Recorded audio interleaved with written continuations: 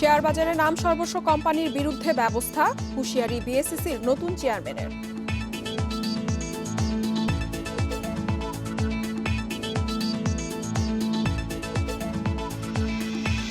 করোনার ভ্যাকসিন সংগ্রহে অর্থায়নের প্রস্তুতি নেওয়া হচ্ছে, ক্রয় সংক্রান্ত সভায় জানালেন অর্থমন্ত্রী।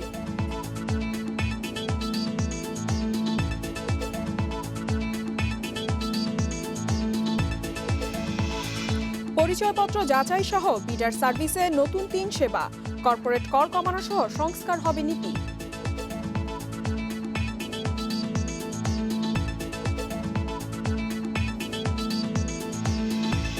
৭ মেগা প্রকল্পের ঋণ দেবে জাপান, অর্থনৈতিক সম্পর্ক বিভাগের সঙ্গে $৩২০ কোটি চুক্তি।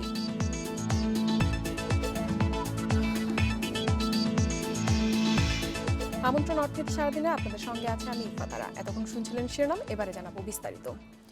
শেয়ার বাজারে দুর্বল ও অস্তিত্বহীন কোম্পানির বিরুদ্ধে শীঘ্রই ব্যবস্থা নিচ্ছে নিয়ন্ত্রণ সংস্থা বিএসইসি।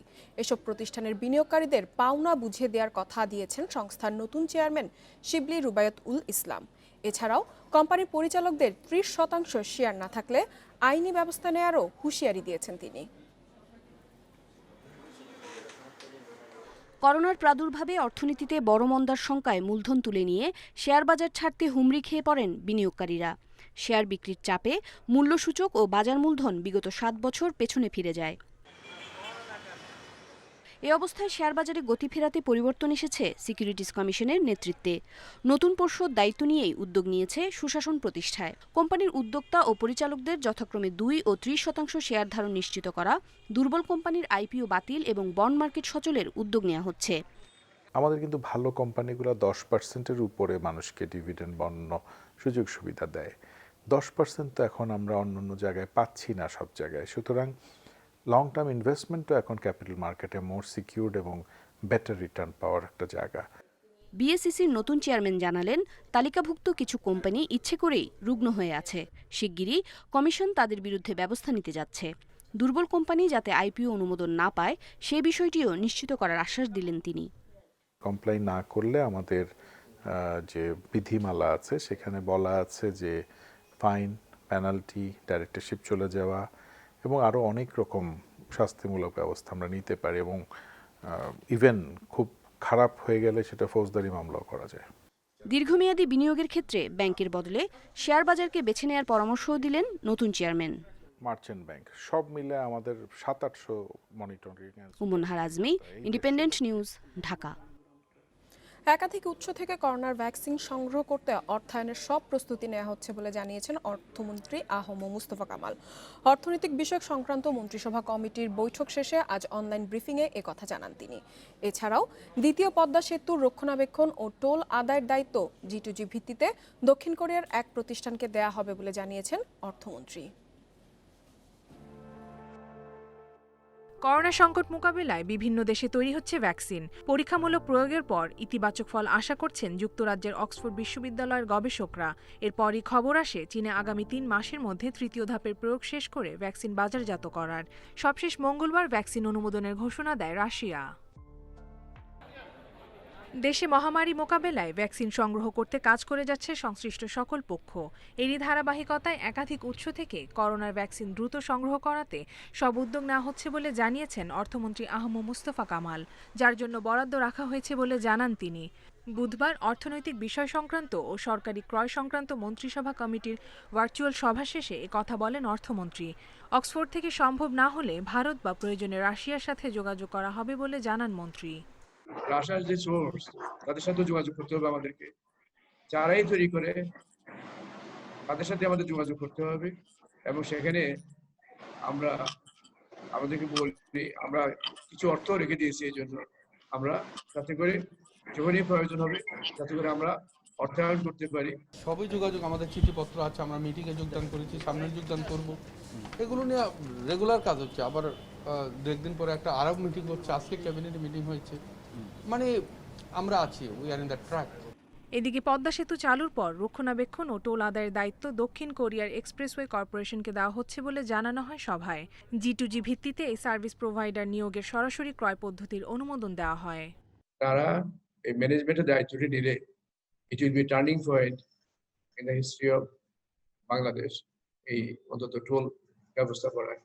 আমরা সেই জন্য এই আমরা সার্বিক বিবেচনায় জাতীয় স্বার্থে আমরা এই প্রস্তাবটি অনুমোদন দিয়েছি।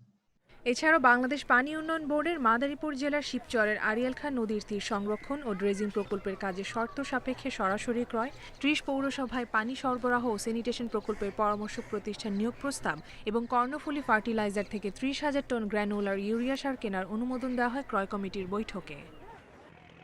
কপ্তিয়া মুমতাহানা, ইন্ডিপেন্ডেন্ট নিউজ, ঢাকা। বিনিয়োগ উন্নয়ন কর্তৃপক্ষ বিডার ওয়ান স্টপ সার্ভিসে যুক্ত হলো আরও 3টি সেবা। অনলাইনে জাতীয় পরিচয়পত্র যাচাই সহ এই 3 সেবা আগামী ডিসেম্বর থেকে পাবেন বিনিয়োগকারীরা। সকালে এক ভার্চুয়াল অনুষ্ঠানে সেবাগুলোর উদ্বোধন করেন প্রধানমন্ত্রীর বেসরকারি শিল্প ও বিনিয়োগ বিষয়ক উপদেষ্টা সালমান এফ রহমান। এ সময় তিনি জানান, বিনিয়োগ বাড়াতে কর্পোরেট কর কমানো সহ করনীতি সংস্কার করা হবে। বিনিয়োগকারীদের জন্য বর্তমানে অনলাইনে ওয়ান স্টপ সার্ভিসের আওতায় বিনিয়োগ উন্নয়ন কর্তৃপক্ষের নিজস্ব 14 সেবা এবং অন্য 3টি প্রতিষ্ঠানের 4টি সহ মোট 18টি সেবা চালু আছে। এখন যুক্ত হলো আরও 3টি। এর আওতায় নির্বাচন কমিশন সচিবালয় থেকে জাতীয় পরিচয়পত্র যাচাই, সুরক্ষা সেবা বিভাগে নিরাপত্তা সনদ এবং চট্টগ্রাম উন্নয়ন কর্তৃপক্ষের ভূমি ব্যবহার ছাড়পত্রের সুবিধাও অনলাইনে পেতে যাচ্ছেন বিনিয়োগকারীরা। চলতি বছরের শেষেই পাওয়া যাবে এসব সেবা। বুধবার নতুন এই সেবার উদ্বোধনী অনুষ্ঠানে বিডার নির্বাহী চেয়ারম্যান জানান, ওয়ান স্টপ সার্ভিসে আরও 35 সংস্থার 150টি সেবা চালুর পরিকল্পনা রয়েছে। আমি 16 তারিখে কয়েকটি সমঝোতা স্মারক স্বাক্ষর করব। এই কটা হলে প্রায় পরে আমাদের 22টি সমঝোতা স্মারক স্বাক্ষরিত হবে এবং এই 22টি সমঝোতা স্মারকের বিপরীতে আমরা আশা করছি যে আগামী 31শে ডিসেম্বরের মধ্যে হয়তো আমরা প্রায় 50টি সেবা দিতে পারবো। এদিকে বিনিয়োগ বাড়াতে কর্পোরেট কর কমানোর ওপর জোর দেন প্রধানমন্ত্রীর বেসরকারি শিল্প ও বিনিয়োগ বিষয়ক উপদেষ্টা সালমান এফ রহমান। জানান, কর্পোরেট কর কমানোর বিষয়ে জাতীয় রাজস্ব বোর্ডের সঙ্গে আলোচনা চলছে। আগামী বাজেটে করনীতি সংস্কার করা হবে বলেও জানান তিনি। আমাদের ট্যাক্স স্ট্রাকচারটাকে যদি ঠিক না করা যায় তাহলে কিন্তু এটা একটা বিনিয়োগের জন্য একটা বাধার মতন। আমরা চাচ্ছি যে আমাদের ট্যাক্স নেটটা আমাদেরকে আরো বাড়াইতে হবে, ওয়াইডেন করতে হবে এবং ট্যাক্স রেটটা কমাইতে হবে। দেশি বিদেশি বিনিয়োগ বাড়ানোর পাশাপাশি ব্যবসা বান্ধব পরিবেশ নিশ্চিতে মাঠ পর্যায়ে সরকারি কর্মকর্তাদের আরও গুরুত্ব দিয়ে কাজ করার তাগিদ দেন তিনি। Irin Khatun, independent news, Dhaka. অর্থনৈতিক বিষয়ক কর সংক্রান্ত মন্ত্রিসভার বৈঠকের বিষয়ে বিস্তারিত জানাতে বার্তাকক্ষ থেকে যোগ দিচ্ছেন সহকর্মী শরীফুল ইসলাম। শরীফ, আমরা জানি যে আজকে কিন্তু মন্ত্রিসভার অর্থনৈতিক বিষয়ক যে ক্রয় সংক্রান্ত বৈঠক হয়েছে, সেখানে করোনার যে ভ্যাকসিন সেটি সংগ্রহের যে অর্থায়ন করা হবে সেই বিষয়ে আলোচনা করা হয়েছে এবং সেই বিষয়ে বিভিন্ন অর্থের উচ্চায়নের বিষয়ে জানানো হয়েছে। তো আপনার কাছে একটু জানতে চাইব, কি পরিমাণে অর্থায়ন করা হবে এবং সম্ভাব্য তালিকায় কারা রয়েছে সেই বিষয়ে কি আপনি কিছু জানতে পেরেছেন? সাধারণত বাংলাদেশের যে ধরনের ক্রয় প্রক্রিয়া সম্পন্ন হয়, অর্থাৎ সরকারি বিভিন্ন প্রকল্প বা সরকারের যে কোনো জরুরি যে বিষয়গুলো সামনে চলে আসে, সেই ধরনের ক্রয় প্রক্রিয়ার জন্য আগে থেকে অর্থের সংস্থান না থাকলে তার জন্য নানা ধরনের বিপাকে পড়তে হয়। আমরা অতীতে দেখেছি, যখন ডেঙ্গুর পরিস্থিতি খারাপের দিকে গিয়েছিল, তখন মশক নিধনের জন্য যে যন্ত্রপাতি এবং ঔষধ কেনার কথা ছিল, সেটি সময় মতো কেনা হয়নি এবং পরবর্তীতে সেটার জন্য ডেঙ্গু নিধন কার্যক্রমে কিছুটা সমস্যা দেখা দিয়েছিল। এবং ঠিক এরই ধারাবাহিকতায় এবার যখন বাংলাদেশে কোভিড-19-এর সংক্রমণ দেখা দেয় এবং এই কোভিডের সময়টাতে নানান ধরনের কোভিড চিকিৎসার যে সরঞ্জাম, সেই সমস্ত সরঞ্জামের কেনার জন্য যেই এই প্রক্রিয়াগুলো অনুসরণ করার কথা, সেই প্রক্রিয়াগুলো অনুসরণ করতে গেলে যে অর্থের প্রয়োজন হয়, সেই অর্থের সংস্থানটা আগে থেকেই করতে হবে। এবং আমরা যেটি এর মধ্যেও অর্থ মন্ত্রণালয় থেকে নানান সময় বলা হয়েছিল যে চীনের মতো যদি বড় হাসপাতাল তৈরি করার প্রয়োজন পড়তো, তার জন্য অর্থের সংস্থান ছিল। কিন্তু ভ্যাকসিনের যে বিষয়টি, সেটি সম্পূর্ণ আলাদা। অর্থাৎ বিশ্বের যেই দেশে এই মুহূর্তে ভ্যাকসিন আবিষ্কার হোক, সেটি অবশ্যই অনেক বেশি ব্যয়বহুল হবে, কারণ সারা বিশ্বের প্রত্যেকটি দেশই চাইবে তাদের দেশের জন্য সেই ভ্যাকসিনটি নিয়ে যেতে। এবং সেই ভ্যাকসিনটি যদি বাংলাদেশ শুরুর দিকে পেতে চায়, তাহলে তাকে অবশ্যই বড় অঙ্কের অর্থ খরচ করতে হবে। এমনিতেই করোনার কারণে নানা পর্যায়ে দেশের অর্থনৈতিক অবস্থা এক ধরনের সংকট হচ্ছে এবং সেই কারণেই সরকারিভাবে আজকে যেটি জানানো হয়েছে, ঠিক কি পরিমাণ অর্থ বা কিভাবে জোগাড় করা হবে সেই বিষয়টি নিয়ে আজকের সবাই যেটি চূড়ান্ত করা হয়েছে সেটি হচ্ছে যে যখনই ভ্যাকসিনটি পাওয়া যাবে তার জন্য যেই অর্থের প্রয়োজন বা সম্ভাব্য অর্থটা কত লাগতে পারে সেই বিষয়গুলো যাচাই বাছাই করার জন্য অর্থ মন্ত্রণালয় থেকে স্বাস্থ্য মন্ত্রণালয়কে বলে দেওয়া হয়েছে এবং স্বাস্থ্য মন্ত্রণালয়কে জানতে চাইবো, আমরা জানি যে অর্থমন্ত্রী নিজেই কিন্তু বলেছেন এরই মধ্যে বিভিন্ন দেশ করোনার ভ্যাকসিন সংগ্রহের জন্য অর্থায়ন করে ফেলেছে আর আমাদের মাত্র প্রস্তুতি নেওয়া হচ্ছে। এর ফলে কি আমরা আমাদের প্রস্তুতি নিয়ে কিছুটা পিছিয়ে রয়েছে বলে আপনি মনে করেন? না, যে সমস্ত দেশগুলো অর্থায়ন করে ফেলছে বলা হচ্ছে তারা মূলত ভ্যাকসিন আবিষ্কারে তাদের বিনিয়োগটা করেছে, কিন্তু বাংলাদেশের ক্ষেত্রে বিষয়টি সম্পূর্ণ ভিন্ন। বাংলাদেশ এখন পর্যন্ত যে পরিকল্পনা নিয়ে এগোচ্ছে সেটি হচ্ছে বিশ্বের যে দেশেই করোনার ভ্যাকসিন আবিষ্কার হোক সেই ভ্যাকসিনটি যাতে বাংলাদেশ তাৎক্ষণিকভাবে পেতে পারে এবং সবার আগে বা শুরুর দিকে পেতে পারে সেই প্রস্তুতি নিচ্ছে এবং সেই হিসেবে আসলে প্রস্তুতিতে এখন পর্যন্ত ঘাটতি বলা যাবে না। তবে সরকারের যে প্রস্তুতি বা অর্থ মন্ত্রণালয়ের আজকের যে সভা ছিল সেখানে বিভিন্ন মন্ত্রীরা যে আলোচনা করেছেন তারা যেটি বারবার করে বোঝাতে চাইছেন যে যখনই ভ্যাকসিন আবিষ্কার হোক এবং তাৎক্ষণিকভাবে বাংলাদেশ যাতে ভ্যাকসিনটি পেতে পারে এবং সেজন্যই অর্থের সংস্থানটা বা কিভাবে টাকার জোগাড় হবে সেই বিষয়টি নিয়ে পূর্ণ প্রস্তুতির কথা বলা হয়েছে আজকে। বার্তা কক্ষ থেকে জানাচ্ছিলেন সহকর্মী শরীফুল ইসলাম। এবারে শেয়ার বাজারের খবর। বিনিয়োগকারীদের অংশগ্রহণ বাড়ার প্রভাব পড়তে শুরু করেছে পুঁজিবাজারে। তৃতীয় কার্যদিবসেও 1000 কোটি টাকার বেশি লেনদেন হয়েছে ঢাকা স্টক এক্সচেঞ্জে। ফলে চলতি সপ্তাহে এই নিয়ে টানা 3 কার্যদিবসে 1000 কোটির ঘরে লেনদেন হলো। এছাড়া প্রধান সূচকও আজ বেড়েছে 100 পয়েন্ট। অন্যদিকে চট্টগ্রাম স্টক এক্সচেঞ্জেও বেড়েছে লেনদেন ও সূচকের পরিমাণ। চলতি সপ্তাহের শুরু থেকে ইতিবাচক দেশের দুই পুঁজিবাজার। এরই ধারাবাহিকতায় সপ্তাহের তৃতীয় কার্যদিবসেও বেড়েছে সূচক ও লেনদেন। বুধবার দিনের শুরু থেকেই ঊর্ধ্বগতি ডিএসইর প্রধান সূচক। লেনদেন শেষে বেড়েছে 100.32 পয়েন্ট, অবস্থান করছে 4633-এ। দীর্ঘ 5.5 মাস পর প্রধান সূচকের অবস্থান 4600-র ঘরে। সূচকের সাথে বেড়েছে লেনদেনের পরিমাণও। মোট হাতবদল হয়েছে 1120 কোটি 38 লাখ টাকার শেয়ার। আগের কার্যদিবস থেকে লেনদেন বেড়েছে 72 কোটি 29 লাখ টাকা। সূচক ও লেনদেনের সাথে বেড়েছে বিনিয়োগকারীদের অংশগ্রহণের পরিমাণও। আজ হাতবদল হওয়া 355টি কোম্পানি ও মিউচুয়াল ফান্ডের মধ্যে দর বেড়েছে 199টির, কমেছে 115টির এবং অপরিবর্তিত আছে 41টি কোম্পানির শেয়ারের দর। সবচেয়ে বেশি লেনদেন হওয়া কোম্পানিগুলোর মধ্যে শীর্ষ অবস্থানে রয়েছে বেক্সিমকো ফার্মাসিউটিক্যালস, দ্বিতীয় ব্র্যাক ব্যাংক, তৃতীয় অবস্থানে রয়েছে বেক্সিমকো। শতাংশের দিক থেকে দর বৃদ্ধির তালিকার প্রথম অবস্থানে আছে ফুয়াং সিরামিক্স, দ্বিতীয় অ্যারামিড সিমেন্ট এবং তৃতীয় অবস্থানে এমারাল্ড অয়েল। এদিকে চট্টগ্রাম স্টক এক্সচেঞ্জে সার্বিক সূচক বেড়েছে 275.73 পয়েন্ট, লেনদেন 35 কোটি 9 লাখ টাকার শেয়ার। ইফাতারা, independent news.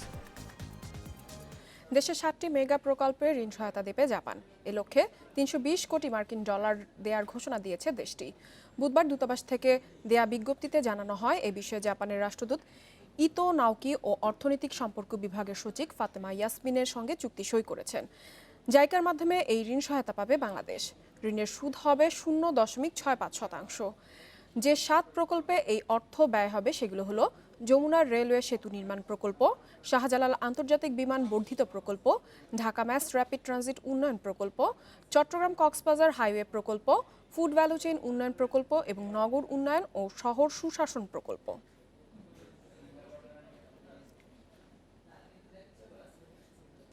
জাপানের কুবোতা ব্র্যান্ডের রাইস ট্রান্সপ্লান্টারের সাহায্যে কৃষিকাজের প্রশিক্ষণ ও সার্টিফিকেট বিতরণ করেছে আবেদিন ইকুইপমেন্ট। মঙ্গলবার সাভারের বিভিন্ন জেলার 16 জন কৃষককে সার্টিফিকেট দেওয়া হয়। জাপানের রাইস ট্রান্সপ্লান্টারের মাধ্যমে চারা রোপণ, ট্রেতে ধানের বীজ বপন এবং কিভাবে চারা উৎপাদন করা যাবে সেই বিষয়ে প্রশিক্ষণ দেওয়া হয়। অনুষ্ঠানে ধান গবেষণা ইনস্টিটিউটের কর্মকর্তা সহ উপজেলা কৃষি কর্মকর্তারা উপস্থিত ছিলেন। এই যন্ত্রের মাধ্যমে ধান রোপণ করলে এবং বীজ উৎপাদন করলে, বীজতলা তৈরি করলে কৃষকের সময় কম লাগবে এবং খরচ অর্ধেকেরও নিচে নেমে আসবে। করোনা মহামারীর প্রভাবে 11 বছরের মধ্যে প্রথম অর্থনৈতিক মন্দায় পড়ল যুক্তরাজ্য।